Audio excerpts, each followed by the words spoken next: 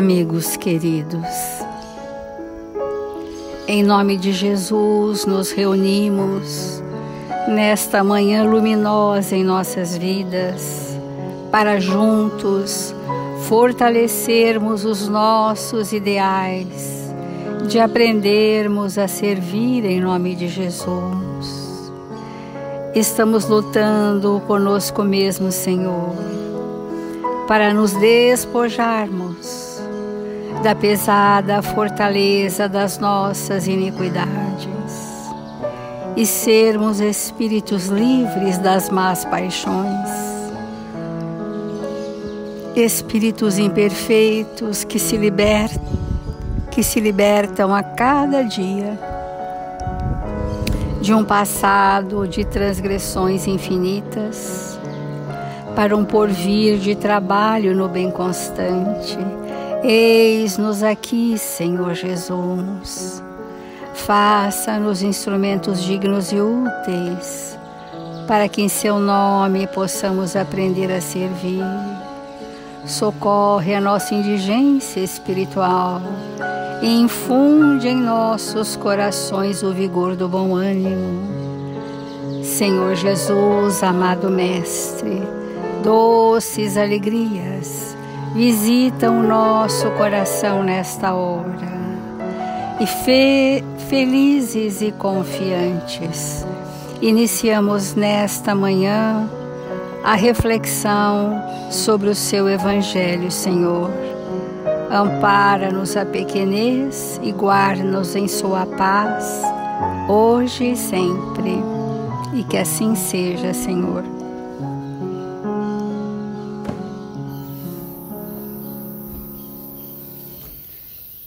Do Evangelho segundo o Espiritismo, o capítulo 10º, Bem-aventurados os que são misericordiosos. A misericórdia de Deus nos é ensinada no Evangelho com perdoai para que Deus vos perdoe. Reconciliar-se com os adversários e o sacrifício mais agradável a Deus, que é onde nós estamos nesse momento refletindo. Toda a lei de Deus é do amor, que se desmembra em facetas para ser inteligíveis para a humanidade da Terra. E para que o amor se estabeleça, para o grau de perfeição máximo do planeta Terra, é a reconciliação com os nossos desafetos, com os nossos adversários e até com os nossos inimigos. É imperioso que nós possamos entender que sem essa experiência nós não seremos felizes, porque estaremos arrastando ao longo dos séculos questões não resolvidas de desamor em nossos corações. E o desamor em nossos corações é o que nos coloca na paralela da evolução do espírito e não na via principal que nos conduz às bem-aventuranças. Então diz o Evangelho: ide vos reconciliar com vosso irmão antes de apresentar vossa oferenda ao altar. Ensina que o sacrifício mais agradável ao Senhor é o do próprio ressentimento, que antes de se apresentar a Ele para ser perdoado, é preciso ter perdoado. Então, o exercício de perdoar vem antes de sermos perdoados por alguém. E que se cometeu injustiça contra seus irmãos, é preciso tê-la reparado. Só então a oferenda será agradável, porque virá de um coração puro de todo mau pensamento. O cristão não oferece dádivas materiais, ele espiritualizou o sacrifício, mas o preceito com isso não tem senão mais força. Oferece sua alma a Deus e essa alma deve estar purificada, entrando no templo do Senhor. Deve deixar do lado de fora todo o sentimento de ódio e de animosidade, todo o mau pensamento contra seu irmão. Só então sua prece será levada pelos anjos aos pés do Eterno. Nós temos falado já várias semanas sobre as oferendas. O que temos a doar de nós mesmos. Doamos o melhor de nós para os nossos amigos. E Jesus aguarda que doemos o melhor de nós para os nossos desafetos. Porque este sacrifício de nós lutarmos contra nós mesmos, de nós vencermos as nossas imperfeições, que vai esculpir no espírito os valores e as virtudes. Porque o perdão é um valor moral, não é um sentimento. Neste valor moral superlativo encontram-se vários sentimentos: a indulgência, a extremada compreensão do tempo evolutivo do outro, a benevolência para com todos, o exercício do ato de servir, né? Então, estes e tantos mais sentimentos, quando experienciados por nós, facilitam que perdoemos. Então, o espírito que está encrudecido no mal, ele não salta para o perdão, porque tudo o que ele fizer em direção ao perdão serão meros comportamentos que não se sustentam. Então, é importante que a gente entenda que se o desafeto está na nossa injunção reencarnatória ou no nosso grupo de convivência mais íntimo, esse espírito veio requerer de nós que desenvolvamos sentimentos que não tínhamos. E quando eu desenvolvo pelo outro sentimentos que eu não tinha, eu vou saneando a predisposição que me levou a não te perdoar. Que são mágoas, ressentimentos, vingança, revide. Por quê? Porque na ilusão de não saber quem sou, me sinto vítima do outro. Enquanto eu estiver vítima de alguém, eu não vou perdoar, porque quando eu estou na posição de vítima, a minha predisposição é que o outro sofra o que me fez sofrer. E nós achamos que isso é justo. Que o outro sofra o que me fez sofrer, nós achamos que é justo, mas não é justo. Justo é que o outro seja poupado de sofrer pelo mal que me fez, para que ele tenha uma trégua e receba da misericórdia divina a caridade de alguém para com ele. Porque aquele que errou pela violência, que errou pela crueldade, que errou pela maledicência, errou porque o estado consciencial ainda é de ignorância. E se nós temos desvelo para com uma criança que não sabe o que faz, deveremos ter a mesma consideração por aqueles que nos ofendem, que nos injuriam, que nos agridem, porque esses espíritos ainda estão neste estado consciencial. Então, o auto-perdão, que nós estamos devagar desenvolvendo esse pensamento, sempre nós vamos falar para deixar bem claro para nós. Eu errei. No momento em que eu transgrido a lei e firo o meu irmão, eu não sinto nenhum desconforto, porque aquilo atendeu às minhas más paixões arrastadoras. Porque é movido por paixões enseguecidas que nós transgredimos a lei, ferindo os nossos irmãos. Eu não sinto nada e acho até que estou bem. E acho até que repetiria, como temos repetido ao longo de séculos, as mesmas reiteradas transgressões, porque o mesmo núcleo da minha paixão não foi resolvido. Então eu repito em cada encarnação a mesma faceta. Ou seja, uma passionalidade, uma possessividade, uma disputa de poder, né? aquelas tramas difíceis que acabam na criminalidade, as grandes traições, né? A crueldade generalizada, que eu pratico em várias reencarnações e não sinto nada. Mas no momento em que eu transgrido, eu leso imediatamente o meu perispírito. O campo perispirítico fica desorganizado sob aquele aspecto. O campo mental fica desorganizado sobre aquele aspecto. As minhas emoções sobre aquele aspecto ficam equivocadas perante a verdade. E isso me enceguece. Mas eu ainda não sinto. Eu precisarei, a vida vai me conduzir a situações em que eu possa ter aquisições relevantes no bem. E para isso, o meu desafeto não reencarna perto de mim o inimigo, porque eu repetiria a situação. Então, esse espírito vai reencarnar distante, até que eu tenha aquisições morais as mais singelas e que aquelas ações contrárias à verdade me conflituem, trazendo remorso, que reverbera numa fixação mental de medo e culpa, para eu verdadeiramente desejar ardentemente, pela força de uma vontade estabelecida no bem, a reverter o mal que há em mim.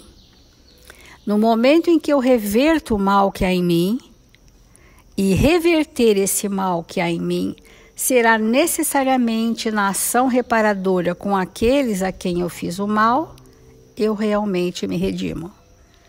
Aí eu me perdoei. Porque a lição que nós trouxemos, perdoados, fomos perdoados pelos nossos inimigos. Mas isso não me limpou. O seu perdão me alenta, mas não retira de mim o que tão somente eu preciso retirar no alto perdão. Somente eu posso fazer a transformação que me é necessária. Através de quem? Exatamente dos mesmos desafetos, que agora, renovada em valores, eu posso ter o que ofertar para o altar da minha consciência, para o estado íntimo dos meus sentimentos. Eu já não estarei mais com as mãos vazias e o sentimento em desalinho para com você. Eu terei o que doar de mim, mas para isso eu tive que fazer grandes exercícios reencarnatórios de doação de mim mesma. Olha aqui como é a lei. Primeiro nós vamos exercitar o bem com aqueles que não nos desafiam tanto, só nos causam compaixão e piedade, para termos reservatório, arcabouço moral. Daí, numa próxima encarnação, viremos juntos, ou juntos com tantos outros. Aí, nesse momento, a justiça divina me oportuniza que eu limpe em mim, limpar no sentido de resolução das dificuldades, através de você. Então, eu acho a lição que nós já falamos, perdoados, fomos perdoados, mas não estamos isentos da culpa. Porque para a culpa só há um caminho, reparações. Então, nós estamos pouco a pouco buscando desenvolver esse tema, e nesse livro da esperança, nesse mesmo capítulo, Bem-aventurados misericordiosos, tem o donativo da alma. Porque nós percebemos que atualmente, né, depois de toda essa conturbação planetária, dessas emoções desgovernadas que arrastam as multidões, nós temos visto as pessoas virem à casa espírita buscarem avidamente alguma coisa para fazer.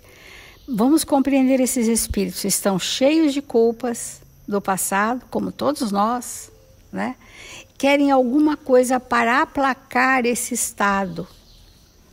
Então, construir sentimento nos relacionamentos é o que nós devemos orientar a nós mesmos, para podermos resolver essas pretensas culpas, porque são pessoas fóbicas. Quem são os fóbicos? Aqueles que ainda não se redimiram perante o mal que praticaram estão aguardando que a vida, entre aspas, lhe confie tragédias. Então, aqui Emmanuel, sempre dentro da sua impecável didática, né? No final desse capítulo diz assim: abençoado o dia de serviço gratuito que prestas no amparo aos companheiros menos felizes. Enaltecido o devotamento que empregas na instituição aos viajores do mundo que ainda se debatem nos labirintos da ignorância. Esse doação, né? Um dia de serviço prestado ao bem de muitos. Mas quando a gente vai oferecer um trabalho despretensioso, que requer uma certa entrega, as pessoas impõem tantas condições para trabalhar, não sei quanto a vocês. Ai, mas esse dia eu não posso, aquilo eu não posso, nesse horário eu não quero, aquilo eu não gostaria, aquilo São tantas as imposições que a gente vê ainda que o espírito está preso. Santo remédio com que alivias a dor. Inovidáveis todos os investimentos que realizes no Instituto Universal da Providência Divina, quando entregas a benefício dos outros o concurso financeiro, a página educativa, a peça de roupa, o litro de leite, o cobertor, o momento de consolo, o gesto de solidariedade, o prato de pão. Entretanto, 1000 vezes bem-aventurada seja cada hora de tua paciência diante daqueles que não te compreendem, ou que esqueçam, te firam ou te achincalhem, porque a paciência, invariavelmente feita de bondade e silêncio, abnegação e esquecimento do mal, é donativo essencialmente da alma, bênção da fonte divina, do amor que jorra das nascentes do sacrifício, seja formada no suor da humildade ou no pranto oculto do coração. Então, nos lancemos ao trabalho do bem para que a gente possa ter experiências iluminativas para resolver os nossos relacionamentos.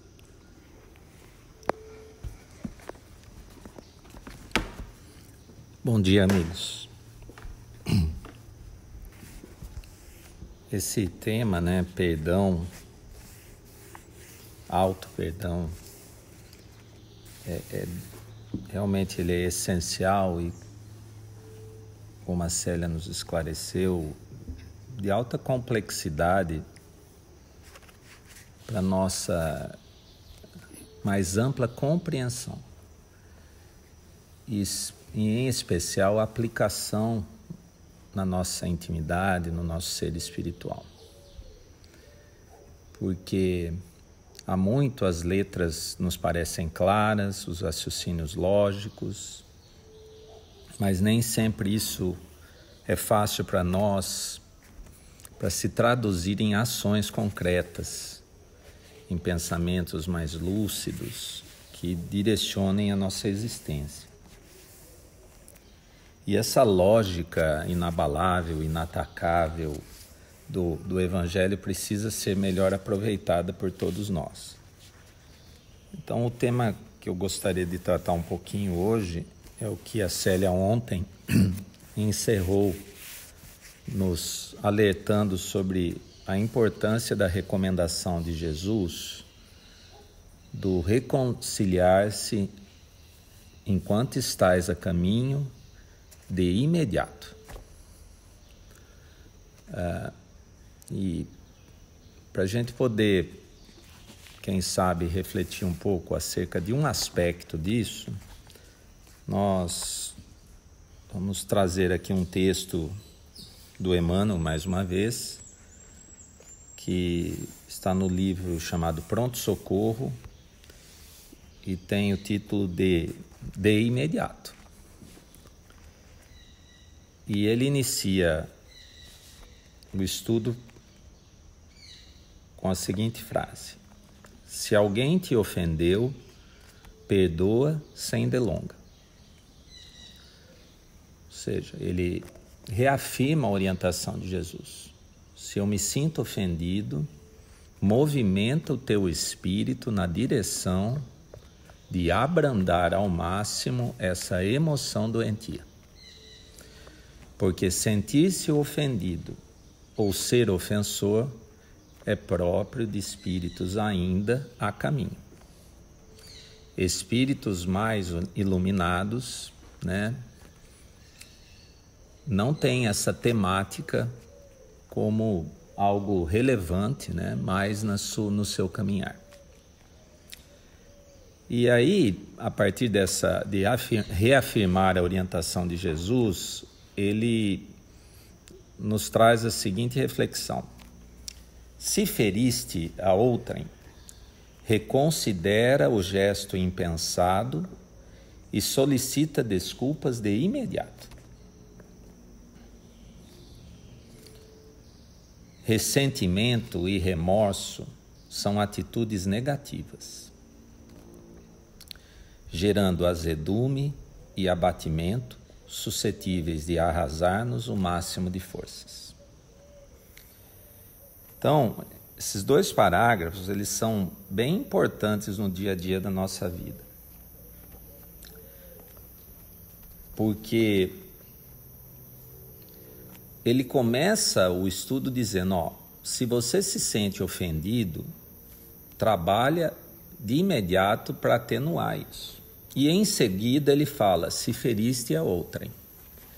Por quê? Como a Célia alertou há poucos minutos, geralmente, ou quase sempre, quando a gente se sente ofendido, isso gera um estado de aflição no nosso espírito, no nosso ser espiritual. E o que o Evangelho nos orienta? Que diante de uma aflição, para sermos bem-aventurados, entre outras coisas, nós devemos ser gratos a Deus, porque se estamos em aflição é porque erramos. Então, se alguém me ofendeu, certamente antes disso eu feri alguém. Frequentemente aquele que agora eu julgo ser meu ofensor.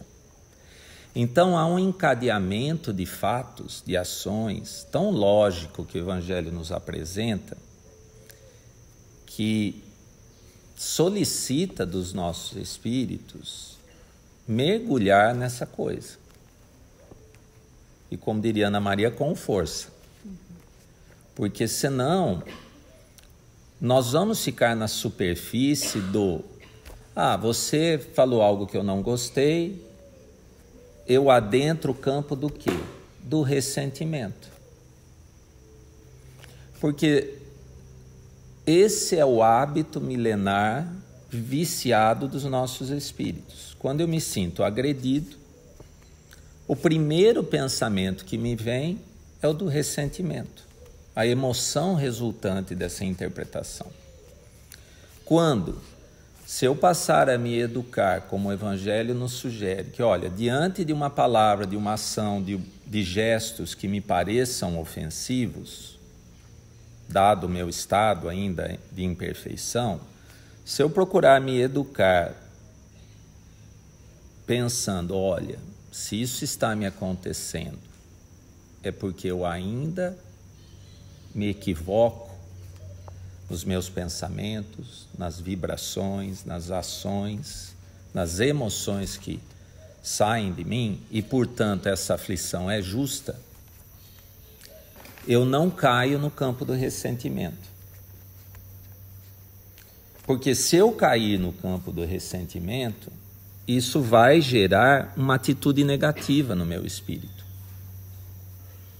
do melindre,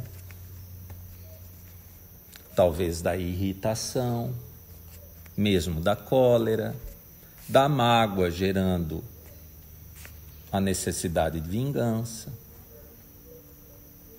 Esse é o tal do azedume e abatimento que ele nos fala no texto.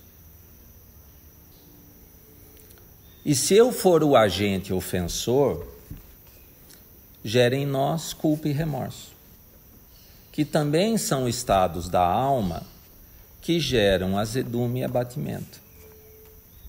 as duas situações. Veja se não é verdade. Às vezes, alguém, geralmente próximo de nós, fala algo que nos desagrada. Eu me sinto ofendido por aquilo. Dizer que a resultante da ofensa em mim seja a mágoa. Como nos tem sido amplamente esclarecido, o magoado buscará alguma forma de vingar-se, de causar uma dor no outro. Seja de que maneira for, na forma de também uma palavra ofensiva, ou de silenciar, mas não aquele silenciar como atitude disciplinada do espírito. É o silenciar para falar, olha, estou tirando você da minha vida. Por uma hora, por um dia, por uma semana, por um ano. Vingança. Esse é um estado de azedume. Só que quando a gente faz isso, como é que nós nos sentimos ao deixar alguém que nos é caro, importante para nós, uma hora fora da nossa vida, num estado de abatimento espiritual? Porque, como a Célia disse, antes de chegar ao outro, passa por mim. E isso nos abate, nos adoece.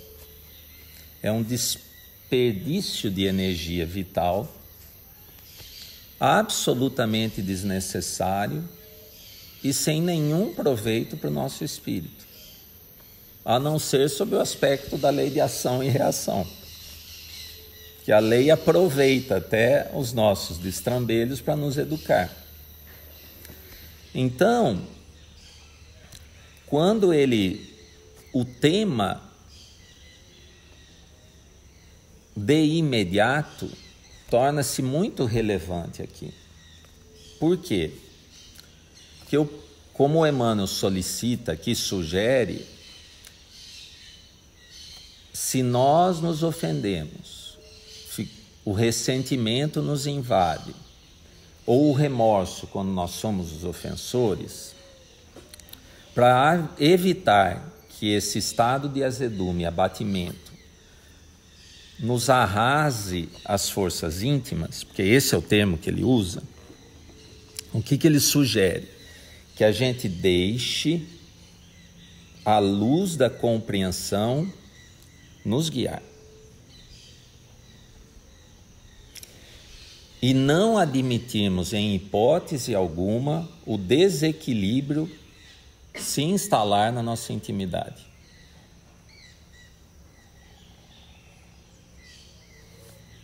Porque ele aí reforça a impressão, porque de alma contundida, quer dizer, machucada, pela manifestação infeliz de alguém,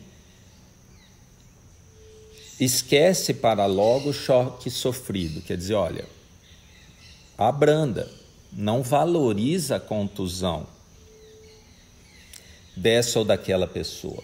Pede-lhe perdão com reconhecimento da própria falta. Ou seja, Senhor, eu pequei. A aflição é justa.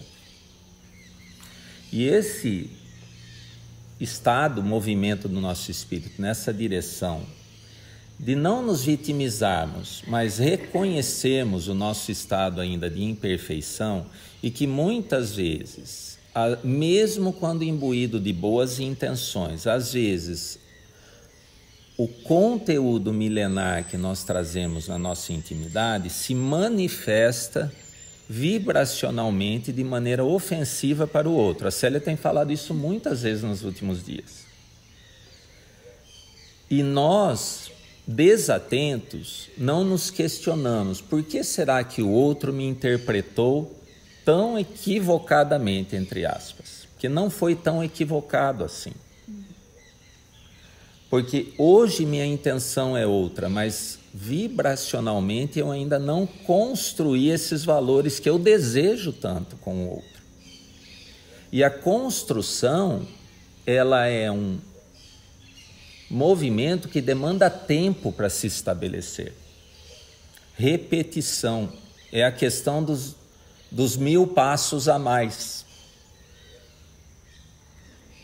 Porque a gente ainda um pouco imaturos ou muito imaturos, nós achamos que no primeiro movimento em direção ao outro, com uma intenção renovada, é suficiente para transformar encarnações de equívocos, em que nós subjugamos, em que nós agredimos, que nós ofendemos o outro. E ainda temos essas referências em nós. Então, quando a gente se sente tocado de maneira dolorosa pelo outro, o movimento é: Senhor, eu já errei muito. Está tudo certo. Embora não esteja tudo bem ainda. Porque a desarmonia espiritual, ele continua, quando não extinta no nascedouro, cria perturbações de resultados imprevisíveis, semelhante ao processo infeccioso que, não debelado com a urgência devida, acaba intoxicando todas as forças corpóreas, muitas vezes carreando a morte prematura. Ou seja, quantas vezes uma questão até relativamente menor gera tamanha desarmonia que dois espíritos não se falam mais durante uma encarnação, porque aquela coisa não foi tratada no nascedouro. E aí cada um, alimentando aquele fato com toda a carga emocional de milênios, transformou um evento em uma tragédia no relacionamento. E às vezes uma encarnação que poderia, apagar a multidão dos pecados, apenas acrescenta mais um pecado, se não vários. Então, a solicitação de Jesus para nós, do de imediato, precisa ser muito bem considerada. Porque se ainda nós não somos suficientemente, não nos esclarecemos suficientemente para evitar a manifestação do mal, que pelo menos a gente limite a manifestação do mal de imediato. O mal que há em nós, que sai de nós na forma das nossas ações ou da nossa interpretação das ações alheias. Porque senão essa questão do auto-perdão fica difícil de ser compreendida. Como é que a gente vai construir isso? Se não for começando em nós. Como? Limitando o mal, para depois transformá-lo em todo bem. Então, que a gente de imediato fale com o outro, vibre para o outro que, olha, eu me equivoquei, se não agora, em outras situações, levando você a agir comigo dessa maneira. E está tudo certo. E vamos construir algo a mais e mais elevado entre nós, para que a existência seja valorizada por todos nós.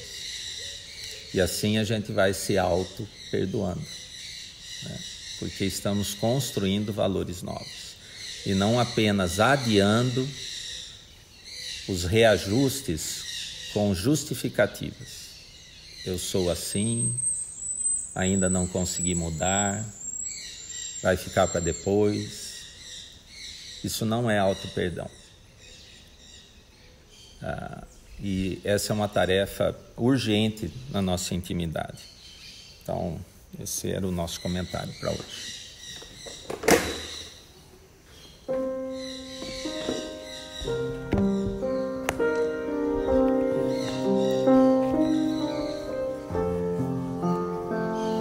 Senhor Jesus,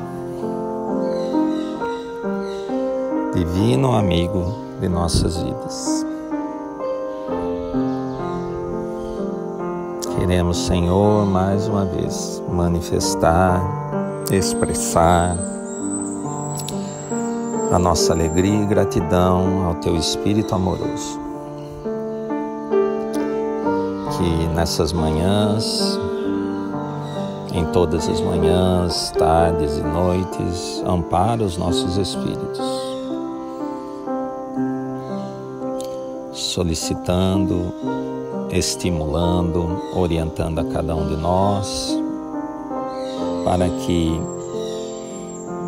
tenhamos olhos de ver, ouvidos de ouvir as questões essenciais de nossa existência, as nossas necessidades mais prementes como espíritos, nos convidando então, das mais diversas formas, a nos reconciliarmos com nós mesmos, estabelecendo em nós uma nova maneira de pensar, sentir e agir, mais alinhadas com as leis de Deus, completamente exemplificadas por quando de Tua presença entre nós. Então, Senhor, rogamos sim mais uma vez o acréscimo do Teu amor para com cada um de nós, para que possamos realmente ver, sentir e agir como espíritos desejosos dessas novas construções,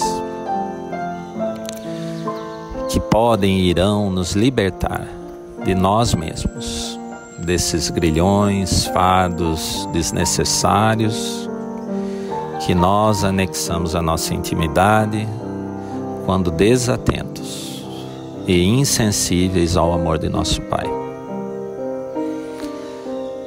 Queremos também, Senhor, agradecer pela presença constante dos amigos espirituais em nossas vidas. Esses orientadores, professores, que constantemente procuram sensibilizar os nossos corações, nos auxiliando de das mais diversas maneiras, e tão discretamente que nossos espíritos sequer se apercebem, porque é assim que o amigo age. E também, Senhor, a todos aqueles professores diferentes que nos estimulam por vigiarem os nossos passos e frequentemente nos fazendo sentir as repercussões de nossa insensatez em nós mesmos.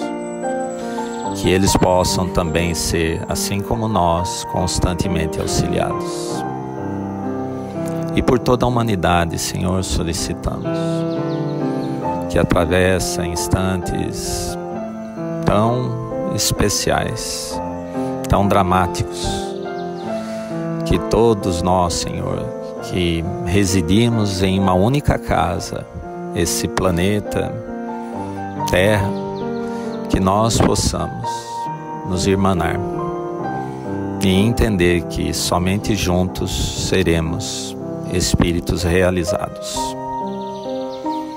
Sê conosco, abençoa os nossos passos, orienta os nossos pensamentos e aquieta nossa alma, nos encorajando para vivermos dignamente como filhos de Deus. Que assim seja.